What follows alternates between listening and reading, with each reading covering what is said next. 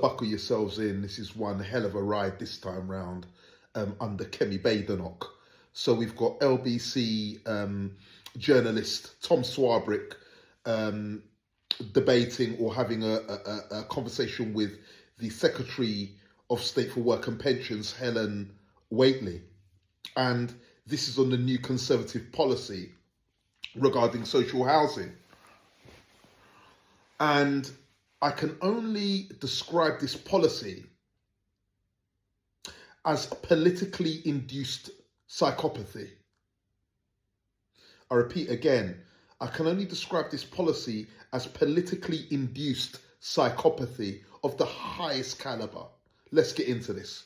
They're debating this, the Conservative Party social housing policy. It refers to foreign nationals.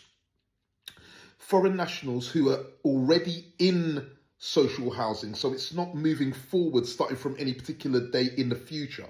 But what Kemi Badenoch is saying is that if the Conservatives get into power, the social housing policy that she's going to have is to remove social housing from foreign nationals. Now, we're talking about the foreign nationals who have been given indefinite leave to remain, who they're targeting. And they're targeting the foreign nationals who have come, whose country of origin isn't from the EU. So the foreign nationals who are from countries from the EU are exempt from this policy. It is only the foreign nationals who are from countries other than the EU who would fall under this policy of being evicted by Kemi Badenoch. The bailiffs ordered in under Kemi Badenoch. They would be given 6 months by which to exit their housing. Even if they've had indefinite relief and they've been in the country for 30, 40 years and their children have been born and have been given British passports, that family would still be evicted.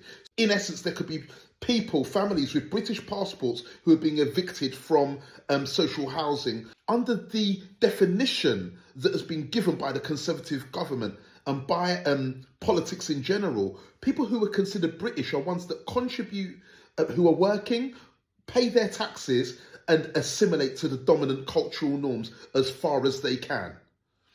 And these foreign nationals would meet that criteria, okay? By all intents and purposes, they would be British. Even by the yardstick set out by the Conservatives and the right-leaning, okay? They would still be British. And this for me is almost Thanos-esque, because if these people are sort of British in all of the ways that you've asked historically, but yet you've now introduced this policy because the far-right atmosphere of illegal migrants taking a piss has reached a particular level, and you're having to appease the right-leaning British